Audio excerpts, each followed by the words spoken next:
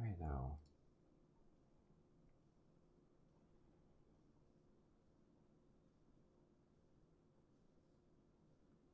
Still not. Why is that? Okay, it should be here. Come on, man. It's not showing up.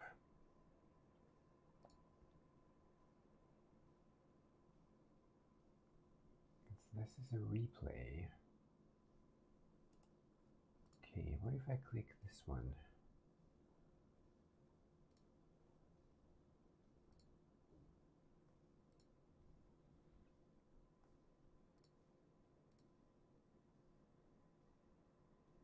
Okay, I can't seem to... how do you do that?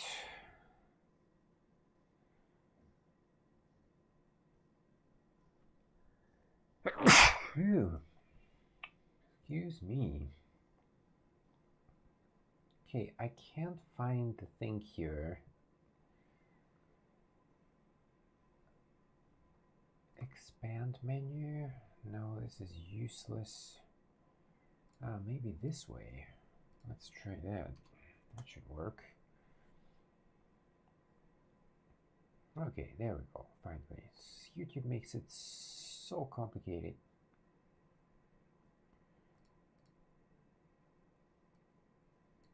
Okay, so now I need to put that into Skype.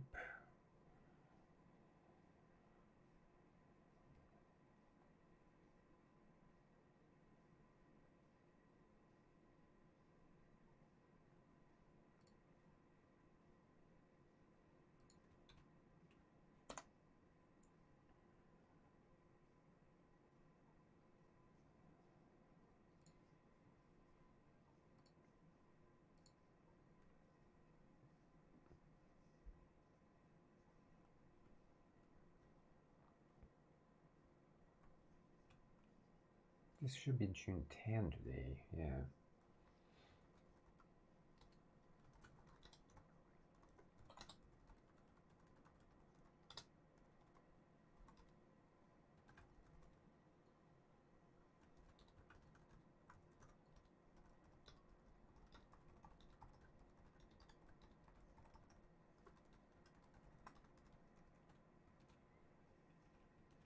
This should be June 10 today, yeah.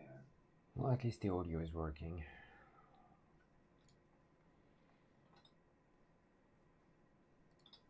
Just need to post it here as well.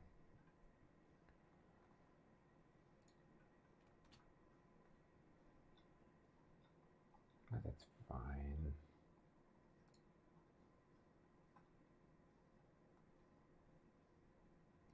Okay.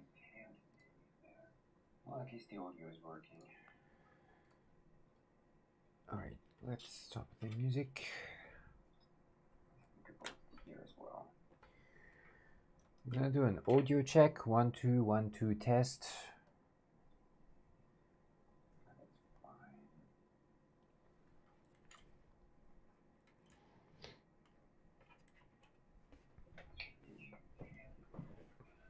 Well, at least the audio is working. Alright, let's stop the music. Here as well. I'm gonna do an audio check. 1 2 1 2 test.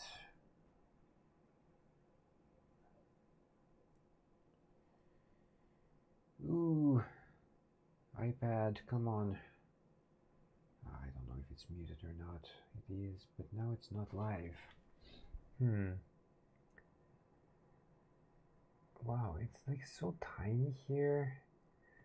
I don't know who it's designed for. Damn. All right. So, hi everybody, the people who are watching. Welcome to my show. So, I'm gonna start in a few minutes. Just gonna wait if people want to show up to the live or not. Now, I have the chat in the side window here, so feel free to ask any questions or stuff like that. And yeah, I will be back in a second.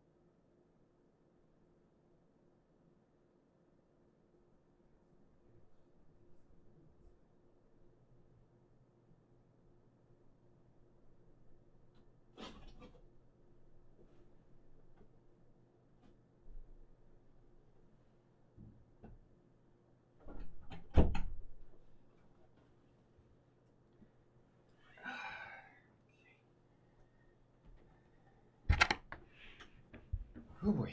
All right, finally I'm here.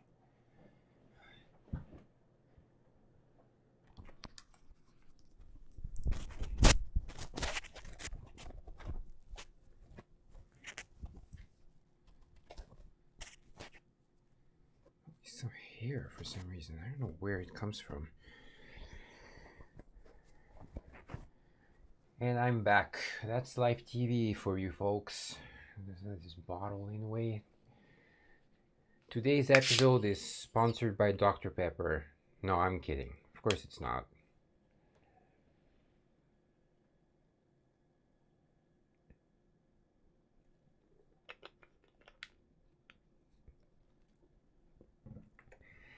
Okay, so again, if you have any questions on the topic, I'm going to talk about climate change today a lot.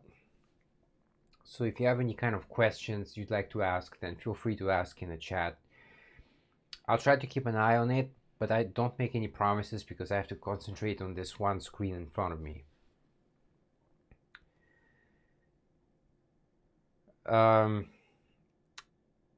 If you want some kind of starting point on the subject, then I highly recommend you check out skepticalscience.com and go through that website and read all the explanations. It's a really cool website, so the resources out there, so use it. It's free. I understand if people like point at a gun to your head and try to extort money from you, but all this stuff is free and available online, so it's to be used.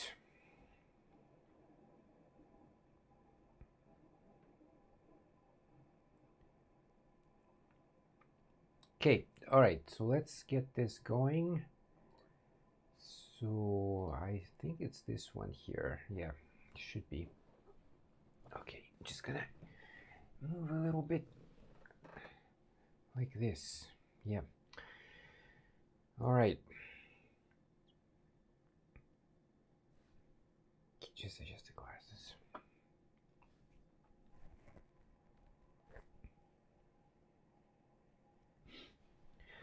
Okay, let's start.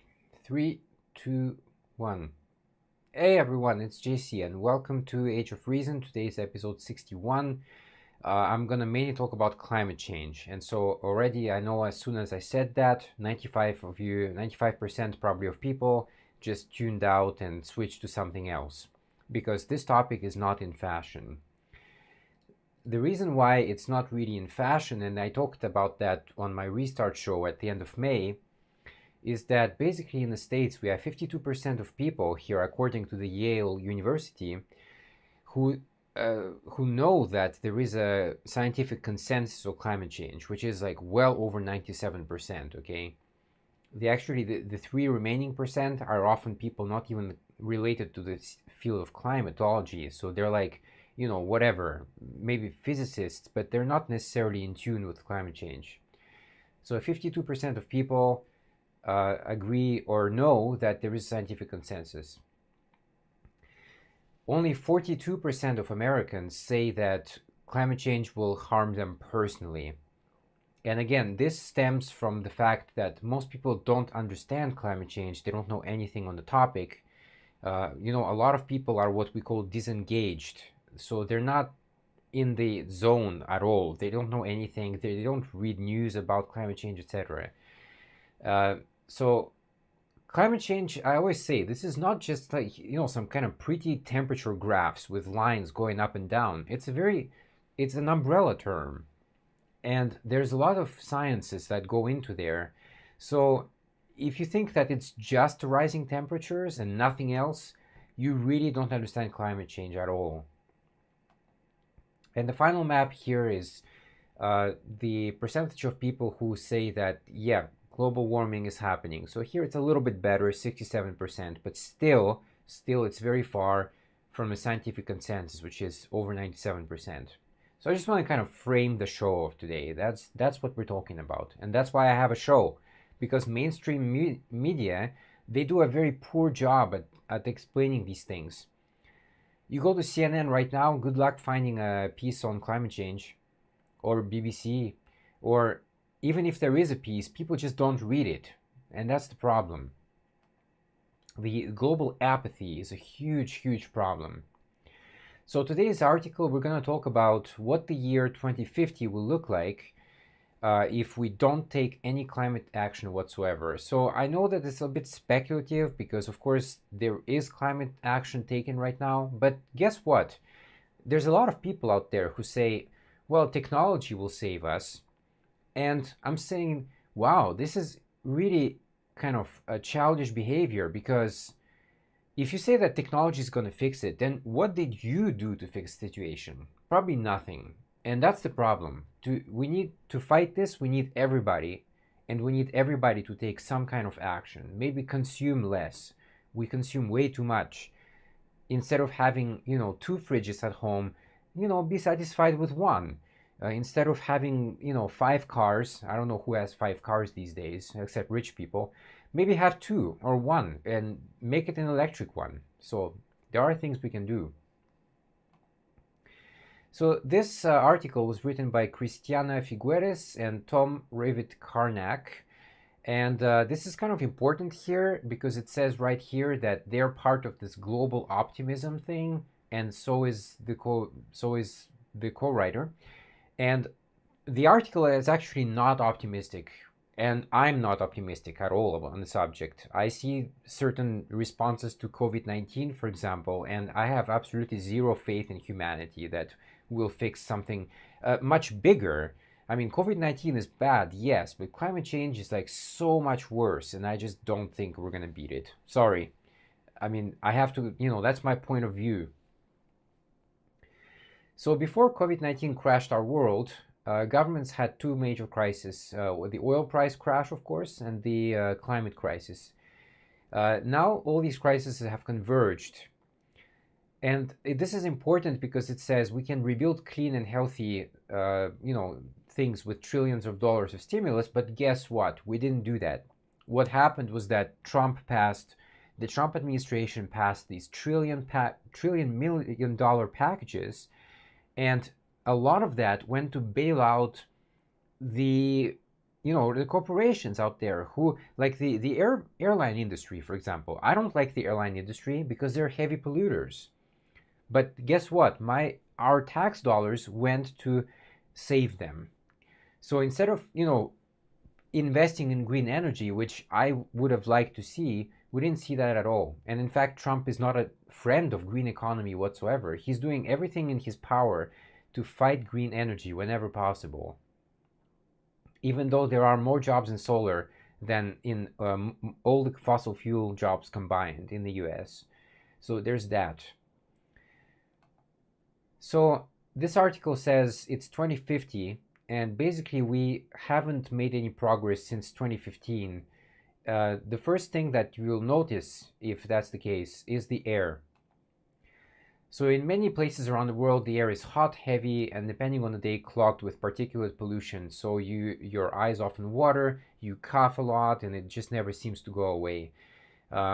You basically spend a lot of time checking your phone, checking for the pollution index on your phone. And, wow, this is already happening. Yes, surprise, surprise. This is already happening because in countries like China, some places like Beijing, for example, are very highly polluted. Or in India, some cities are extremely polluted. So people have to check the air pollution index, and depending on the index, they have to wear like a special mask, or they don't even go outside at all. So, of course, this damages people as well.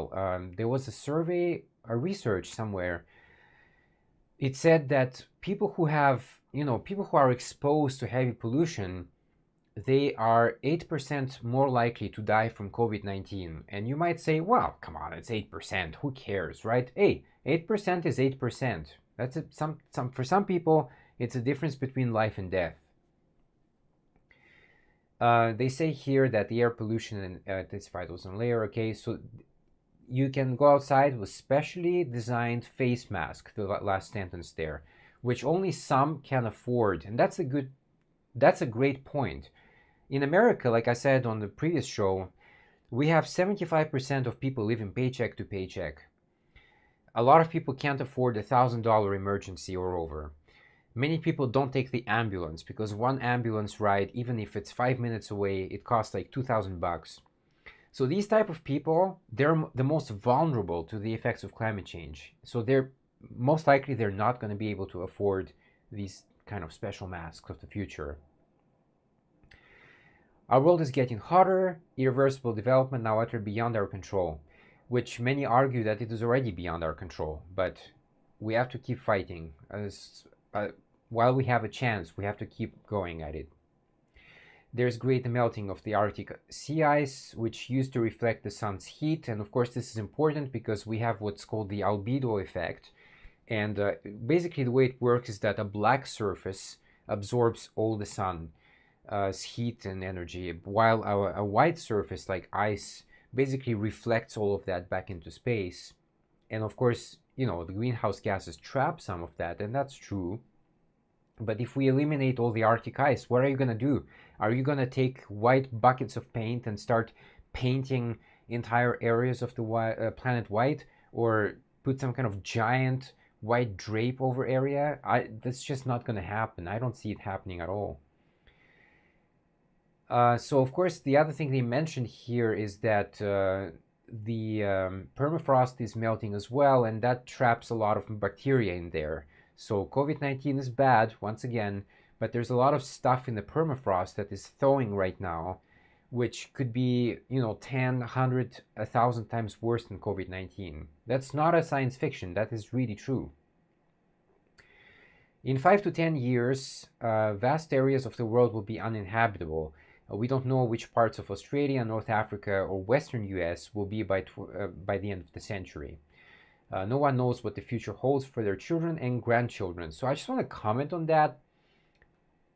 The people the adults, let's say right now, who don't think about climate change at all and who don't talk about it whatsoever, I really doubt that these people actually love and care about their children. Because if they did, they would, talk about it much more, and they would tell their kids, sorry, we screwed up. Our generation screwed up. We wanted to overconsume. Instead of 2 cars, we wanted 4. Instead of 1 bicycle, we needed 10 for some reason. We fucked up. But that's the reality. There are certain things we can change from today. Here's what you can do. But I'm sure this conversation is not even happening.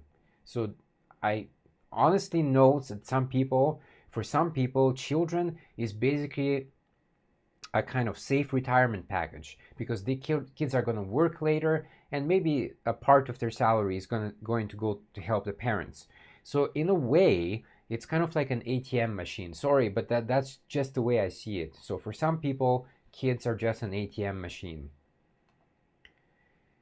More moisture in the air results in extreme hurricanes and tropical storms. Coastal cities in Bangladesh, Mexico, the US, and elsewhere have suffered brutal infrastructure, and the damages have displaced millions. Try to imagine this and COVID-19 at the same time. So now you have these millions of infected people moving around and infecting more people. This happens with increasing frequency now. Yeah, that's true. When I was in high school, this type of big cataclysmic diseases never didn't really happen a lot back in the 90s. But man, they sure have increased in frequency in the past 20 years.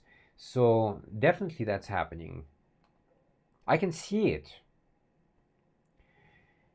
Because multiple disasters are happening at the same time, it can take a lot of time for relief to reach those areas. Diseases such as malaria, dengue, cholera, respiratory illnesses, and malnutrition are rampant.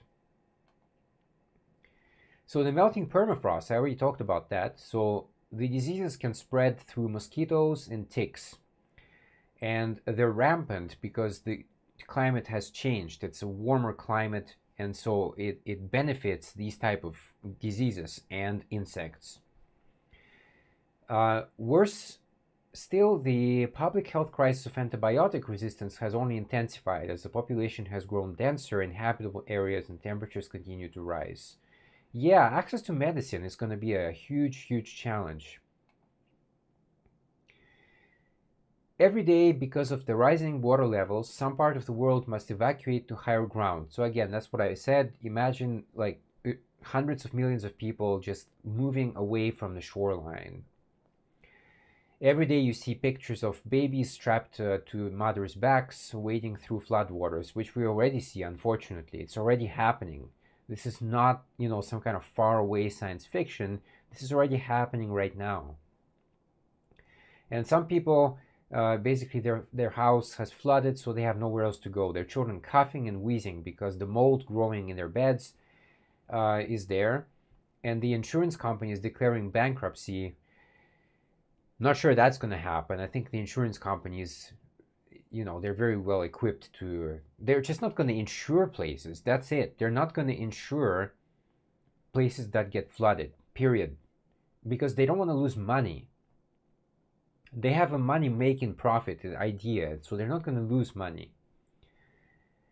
Those who remain on the coast must now witness the demise of a life based on fishing. So in a lot of areas on the world already, this is a problem, and Jeremy actually touched on that when he was on my show a week ago. He said that because he's a scuba diver, certain areas like today and 30 years ago are completely different. Like 30 years ago now, if you go back to these places, the life is either gone or going, or in the process of being destroyed. So it's already happening. Even in the past 10 years, he said, he can see clear changes. So again, you don't need to, this is like things that people can see with their eyes. And this is really happening. And why it's happening is because the water is becoming more acidic. So the acidification of oceans is a very real thing. And it's happening right now. So a lot of countries, of course, rely on fishing, and that's a big problem. They're not going to be able to do that anymore. And so what's going to happen to those people afterwards? Who knows? And to be honest with you, a lot of people just don't even care about these type of people. I mean, you have some kind of small islands like Vanuatu. Do you really believe that somebody in the States living in, rural America really cares about some islander in Vanuatu? I really, really doubt that. I really highly doubt that. They probably don't even know where Vanuatu is anyway, to begin with. So this is actually the book that these two authors wrote, The Future We Choose. I recommend you get it, read it. It's education. So Surviving the Climate Crisis. And since we're talking about books, I'd like to plug in my book as well, Beyond the Obscure. Please get it. It's available on Amazon. Not a fan of Amazon, but you know what? If your book is on Amazon, it just gives you a kind of a bit more credibility because there's a lot of checks you need to pass. So this also says that vast regions have succumbed to severe aridification, sometimes followed by desertification. Wildlife there has become a distant memory. Well, wildlife is already becoming a distant memory. There was an article published a while ago that said that in the past 4 decades or so, we eliminated like 60 to 70% of all species on the planet. So we're definitely in the middle of a mass extinction. Absolutely. There's like no doubt about that. And once a certain amount of species are gone, then guess who's next? We are. Cities such as Marrakesh and Volgograd are on the verge of becoming deserts. Hong Kong, Barcelona, Abu Dhabi, and many others are desalinating seawater for years, desperately trying to keep up with the constant wave immigration and with this demand, of course, with rising demand. Extreme heat is on the march. If you live in Paris, you endure summer temperatures that regularly go to about 44 degrees Celsius, which is 111 Fahrenheit.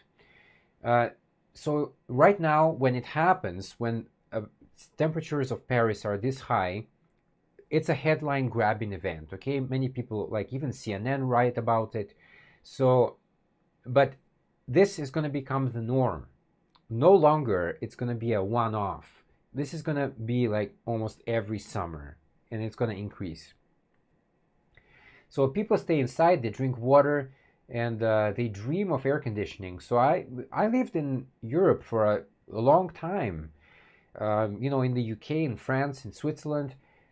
I don't remember ever seeing an air conditioner unit. So this must be just not widespread at all. So people don't know about it, don't use it. But I think this, people will have to use it a lot. You lie on the couch, a cold wet towel over your face, and try to rest without dwelling on the poor farmers on the outskirts of town who, despite the droughts and wildfires, are still trying to grow grapes, olives, or soy, luxuries for the rich, not for you. And then, of course, this is what I was saying. So you try not to think about these 2 billion people who live in the hottest parts of the world. So again, that's what I said. I highly doubt that people, in Central America somewhere are really worried about some kind of farmer or fisherman in Vanuatu or some other island, Pacific island nation. I really, really doubt it. I just don't see it at all. I could be wrong, but I really don't think that's happening. So upwards 45 days per year, temperatures skyrocket to over 60 degrees Celsius, a point at which the human body cannot be outside for longer than about 6 hours because it loses the ability to cool itself down. This is important. We have a limit as a human body. We're not like robots. So there's a lot of things that affect us. We're very fragile. Very fragile. So even in the US, there are some conflicts over water and battles between the rich who are basically, who can afford it and the poor who cannot. That's what it says here. Food production is swinging wildly from month to month, season to season, depending on where you live. So I actually wrote a small paper about that, talking about Japan. Some production areas like rice, for example, has to shift around because, it's just like too hot in certain areas. So it's going to move more north towards Hokkaido. But of course, the fish life as well is different, etc. So some areas will be available for agriculture, like Alaska or the Arctic, because of melt. But our other areas like Mexico and California are going to be pretty much completely dried. And so I don't know what's going to happen to people living there. Not going to be good. One thing hasn't changed, though. If you have money, then you have access. This is going to keep you going for a while, until money just becomes pieces of paper which have no value whatsoever. China is still trying to export goods, but disasters and wars rage, choking off trade routes. The tyranny of supply-demand is now unforgiving. Because of its increasing scarcity, food can now be wildly expensive. Income inequality has never been this stark or this dangerous. So the nations are committed to, helping people, but there's going to be such a big influx of people that you're going to have to keep people out. So most countries' armies are basically now border patrols. Lockdown is the goal, but it hasn't been a total success. Desperate people will always find a way. So the equatorial belt has become difficult to inhabit. Parts of Central America are moving towards Mexico and the US. Others are moving south towards the tips of Chile and Argentina. The same scenes, of course, are playing out in Europe and Asia. So some countries are trying to be nicer than others, but eventually all of them will have to shut their borders and their wallets and ultimately their eyes. If you live in some temperate climates such as Canada and Scandinavia, you'll still be extremely vulnerable. So I have a friend in Canada. He bought a, well, I'm not sure if he bought it or he rented. I think he bought it. Anyway, doesn't matter. He got a condo in Toronto, and he showed like a picture of it, and he said that, this is fine, and it was like by the water, and I warned him that this is gonna get flooded soon, and he's like, it's fine, it's not, it's just Toronto, like it's not gonna happen. A few years later, the place is flooded. So there you go. It is gonna happen. You can deny it for a point, and after that, it's gonna affect you. So severe tornadoes, flash floods, wildfires, mudslides, and blizzards are often in the back of your mind. Depending where you live, you need to have a fully stocked stellar or emergency go bag in your car, 6-foot fire moat around your house. Well, to keep people out, I guess. People are glued to weather forecasts, and only the foolhardy shut their phones off at night. If an emergency hit, you may only have minutes to respond. And that's true. If there's a big kind of wildfire that starts suddenly, it's going to spread quickly. And if you're asleep especially, you have like 5 or 10 minutes sometimes to react, or even 1 minute to react. That can be the difference between life and death. The weather is unavoidable, but lately the news about what's going on in the borders are too much for people to endure. And this we already see with COVID-19. Oh, I'm tired of COVID-19 news. It's already happening. This is my point. This is already all happening in front of our eyes. Under increasing pressure from public health officials, news organizations have decreased the number of stories devoted to genocide, slave trading, and refugee virus outbreaks. You can no longer trust the news. Social media, along the grim source of live feeds and disaster reporting, is brimming with conspiracy theories and distorted videos. So, just want to comment on that here. It says, the news organizations have decreased the number of stories devoted to genocide. Well, we already see that again. If you remember a few years, even I think today, it's still going on actually, just shushed. But the genocide in Yemen, millions of people, millions of kids have died because of malnutrition, because aid was blocked from going to the country thanks to the US embargo in part. So the news organizations are already very busy at shaping the news that you see. We don't see the objective reporting we'd like to see. We see a very subjective reporting that they want us to see. The demise of human species is being discussed more and more. For many, the only uncertainty is how long we'll last. How many generations will see the light of day? Suicides are the most obvious manifestation of a prevailing despair, but there are other indications: a sense of bottomless loss, unbearable guilt, and fierce resentment at previous generations who didn't do what was necessary to ward off this unstoppable calamity. And we go back to this map again. So that's it I wanted to cover today on the show. So there's a lot in here to digest, but watch the show, take your time, try to understand where the data is coming from. And, again, I said, if you're like an adult today, and if you don't convey these messages to your children, I kind of highly doubt that you care and love your children very much. Because if you did, you'd educate them on the topic, you'd inform them on the topic much more, so that they're very well equipped to deal with the crisis that's coming. Because knowledge is key. Knowledge is absolutely key. If you don't have any knowledge, if you don't pass any knowledge down the line, you might as well just go back and move back into the caves. So that's all I wanted to cover today. Kind of a heavy episode, but there's a lot of good stuff in there. Very interesting and positive information to get from it. So I hope it's useful for people. And I will catch you next time. Bye-bye. Okay, that's all. I'm just keeping an eye on the YouTube thing. So if you have any kind of questions or comments, I'm happy to talk about some stuff. I don't claim to be an expert, okay, but I do know my way on the topic. So please go ahead. Gonna take a drink in the meantime.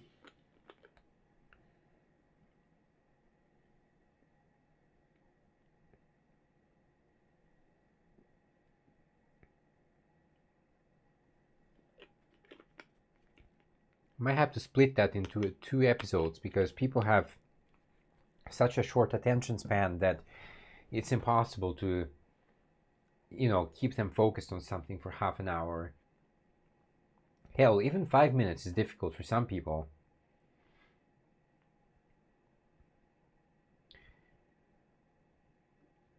So again, if you have any kind of questions on the topic of climate change, go ahead. I'm waiting. Sorry, I've clicked something wrong here, but I'm back.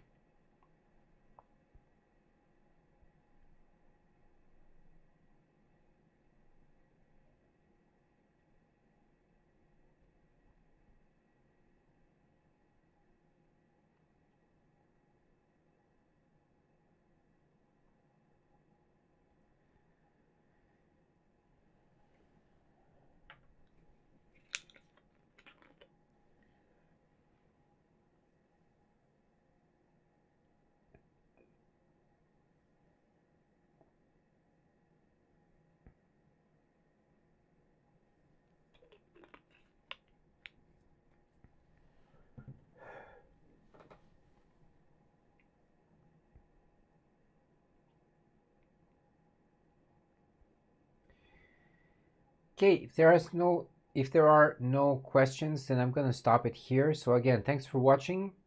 I know it's kind of a heavy one, but there's a lot of good stuff in that article, so I thought it would be interesting to cover it. And I will try to do another show on Friday. So until then, I'll see you then.